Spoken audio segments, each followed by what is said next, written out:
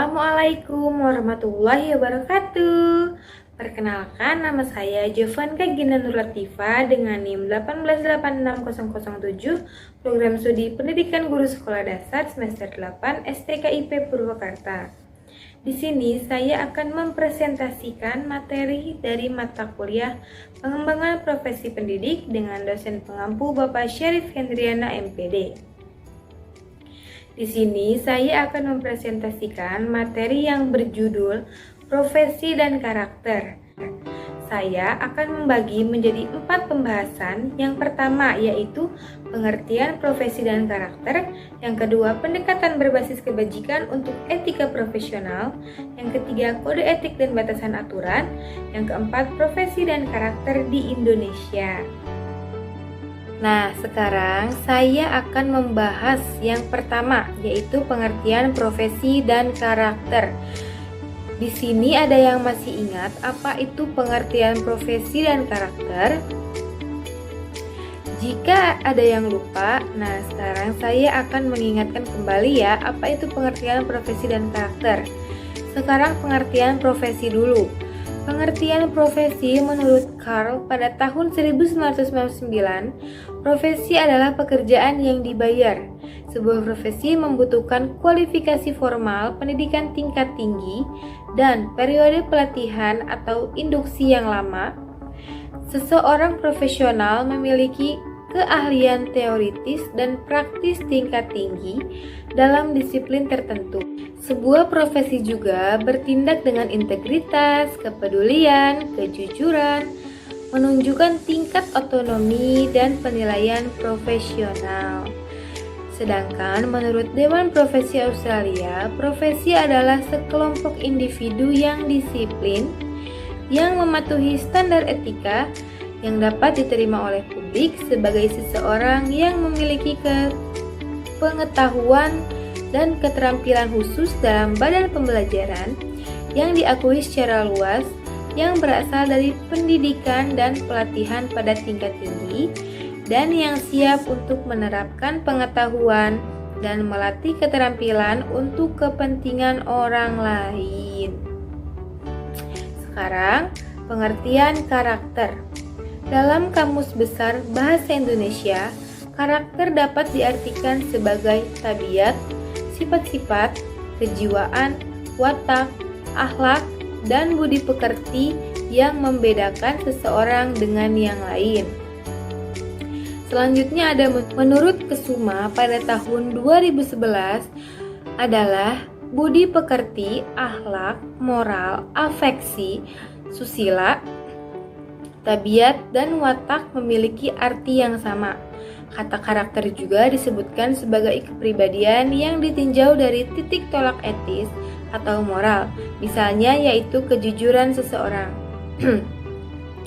Menurut Megawangi, karakter ini mirip dengan akhlak yang berasal dari kata khuluq, yaitu tabiat atau kebiasaan melakukan hal-hal yang baik. Sekarang kita lanjut yang kedua, yaitu mengenai pendekatan berbasis kebajikan untuk etika profesional. Nah, secara khusus terdapat 2 ide atau pendekatan yang memicu minat para pekerja yang peduli dengan etika profesional, yaitu ide yang dikembangkan oleh Aristotelian. Kebajikan mewakilkan sifat yang sesuai secara kontekstual seperti kejujuran, kasih sayang, dan ketekunan yang bertentangan dengan aturan yang menjadi kebiasaan yang selalu disengaja dan berulang sehingga pekerja cenderung berperilaku kurang baik sesuai dengan kebiasaannya. Selanjutnya, pronesis atau kebijaksanaan praktis yaitu kebijakan yang menyeluruh, dikembangkan melalui pengalaman dan refleksi kritis yang memungkinkan seorang pekerja profesional untuk memahami, mengetahui, menginginkan, dan bertindak dengan akal sehat. Lalu yang ketiga, kita akan membahas yaitu mengenai kode etik dan batasan aturan. Memiliki sebuah inti dari pekerja profesional adalah kemampuan untuk menangani dilema etika dan tantangan yang dihadapi di tempat kerja. Dengan tantangan tersebut, pekerja profesional tidak dapat begitu saja mengikuti kode etik dan aturan yang diberikan, terutama ketika persyaratan etika tersebut bertentangan dan memiliki seperangkat kode etik dan aturan yang dinyatakan dengan jelas membawa sejumlah manfaat untuk mendidik pendatang baru ke dalam profesi, membimbing pelaku profesional, dan memberikan pemahaman kepada orang-orang di luar. Nah, secara sederhananya, jika kode etik terlalu kaku, maka dapat merusak otonomi dan penilaian profesional.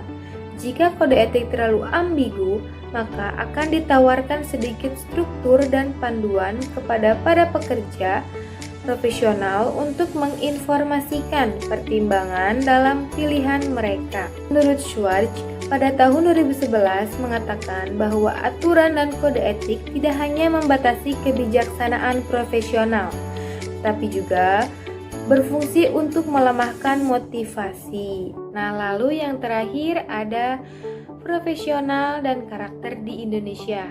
Menurut William, etika menjadi a set of rules that define right and wrong conduct. Maksudnya adalah rangkaian sistem yang menentukan mana tingkah laku yang benar dan mana tingkah laku yang salah. Etika kerja merupakan aturan yang dirancang atau disepakati pekerja dengan mengacu kepada sumber dasar nilai dan moral.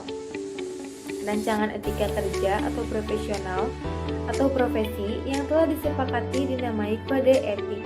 Dengan adanya kode etik, maka para pekerja profesional akan memiliki karakter. Tanpa etika kerja, profesi yang tadinya dikenal sebagai sebuah profesi yang terhormat akan segera jatuh tergradasi menjadi sebuah pekerjaan pencarian nafkah yang biasa. Nah, sekarang saya akan memberikan kesimpulan seperti yang telah dijelaskan, yaitu ini bukanlah pertanyaan apakah profesi itu yang bekerja sebagai kedokteran, hukum, keperawatan, pekerjaan sosial, dan pengajaran yang melibatkan dimensi etika, melainkan bagaimana dimensi ini harus dipahami dan diberlakukan oleh semua profesi. Sementara pendekatan umum atau etika profesional bertindak sebagai titik awal yang signifikan dalam menanggapi pertanyaan-pertanyaan terakhir ini. Sifat tuntutan dan realitas etika profesional perlu dimodernisasi oleh profesi tertentu yang ada. Cukup sekian presentasi yang saya sampaikan. Jika ada kesalahan kata, mohon dimaafkan. Wassalamualaikum warahmatullahi wabarakatuh.